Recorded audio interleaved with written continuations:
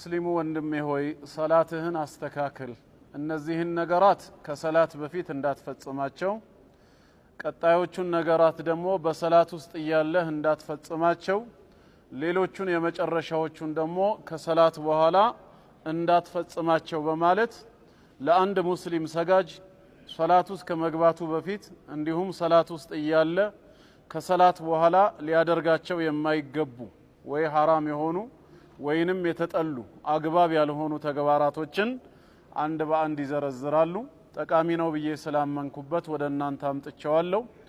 ለዛሬ ጌታ አላህ ፍቃዱ ከሆነ የምንመለከተው የመጀመሪያውን ነጥብ ላ ተፈዐል ሃዛ ቀብለ ሶላህ፣ ሶላት ውስጥ ከመግባትህ ወይም ከመስገድህ በፊት እነዚህን ነገራት አትተግብራቸው የሚለውን የሸይኹን ወደ 12 የሚደርሱ ነጥቦች ነው ኢንሻአላህ።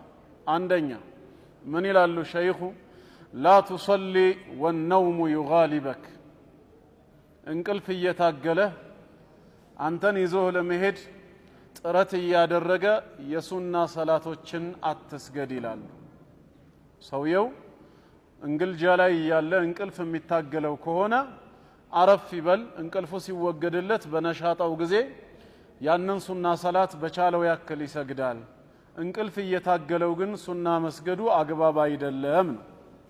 عن أنس بن مالك رضي الله عنه أن رسول الله صلى الله عليه وسلم دخل المسجد، كأنس اندتلالفوا يا الله ملكتنيا ود مسجد قبو، فرأى حبلا ممدودا بين ساريتين، بولت مسوسوش مهال يتزرقا قمدنم تملكتو، فقال ما هذا الحبل، إيه قمد من دنو بلو سيطيقو؟ قالوا لزينب رضي الله عنها أم المؤمنين زينب بنت جحش، يسوانو تصلي فيه السقامتا تسقدالج، فإذا فترت تعلقت به، يدكمتش قزيدا مو صلاة ولا لما قوارت بلا تدقف بتالج، بس دقاف كريون صلاة تاتناككالج.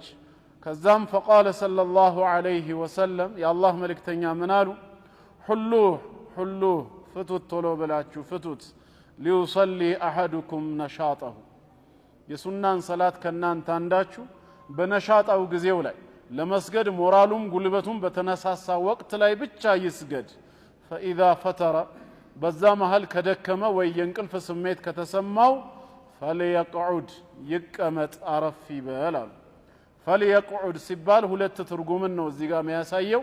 አንደኛ ያንን ሰላት ያቋርጠው ከዛ አረፍ ይበል፣ እንቅልፉ ሲወገድለት ተነስቶ እንደ አዲስ ይሰግደዋል ነው። ካልሆነ ደግሞ ቆሞ